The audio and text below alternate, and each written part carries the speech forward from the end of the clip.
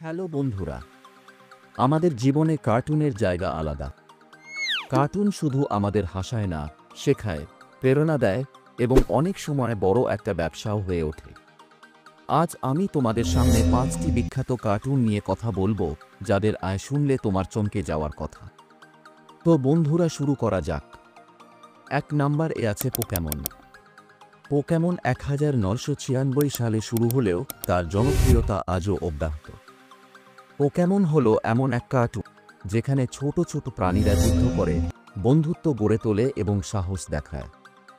এটি শুধু কার্টুন নয়, এক বিশাল ব্যবসা। Video game, trading card, cinema, খেলনা সবখানেই পোকেমন রাজত্ব করে। তাদের মোট আয় প্রায় $১২০ বিলিয়ন। ২ নম্বরে আছে হ্যালো কিটি। হ্যালো কিটি আসলে কোনো কার্টুন চরিত্র নয়, বরং একটি প্রতীক। একটি ছোট্ট বিড়াল মুখ, যার কোনো মুখ বা কথা নেই। তবুও ১৯৭৪ সাল থেকে শুরু করে আজ পর্যন্ত হ্যালো কিটি পণ্য সম্ভারে রাজত্ব করছে। পণ্য যেমন ব্যাগ, জামাকাপড়, ঘড়ি থেকে শুরু করে স্কুল সামগ্রী পর্যন্ত সবকিছুতে এর দাপট। তাদের আয় প্রায় $৮৪ বিলিয়ন। ৩ নম্বরে আছে মিকি মাউস। মিকি মাউস হল ডিজনির সবচেয়ে পরিচিত চরিত্র। ১৯২৮ সালে প্রথম তার সৃষ্টি হলেও আজও সে শিশু থেকে শুরু করে বড় সব বয়সী মানুষের প্রিয়। মিকি মাউস শুধু কার্টুন নয়, সে ডিজনির বিশাল ব্র্যান্ডের প্রাণ।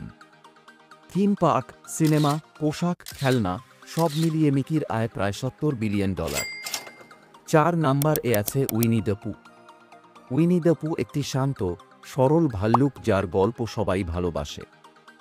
১৯৬১ সাল থেকে ডিজনি এই চরিত্রটির ব্যাপক ব্যবহার করে আসছে।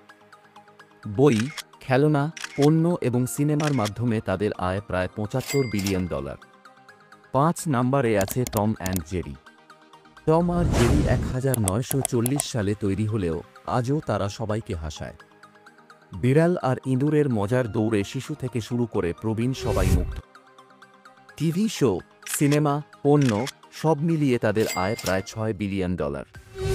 এই ৫টি কার্টুন শুধু আমাদের বিনোদনের উৎস নয়, তারা বিশাল ব্যবসার কেন্দ্রবিন্দু। তাদের জনপ্রিয়তা আর আয় আমাদের শেখায় সৃষ্টিশীলতা ও অধ্যবসায়ের মূল্য। তোমার প্রিয় কার্টুন কোনটা? নিচে জানাতে ভুলে যেও না। আর ভিডিওটি ভালো লাগলে লাইক দাও, চ্যানেলটা সাবস্ক্রাইব করো আর বেল আইকনটা চাপাও।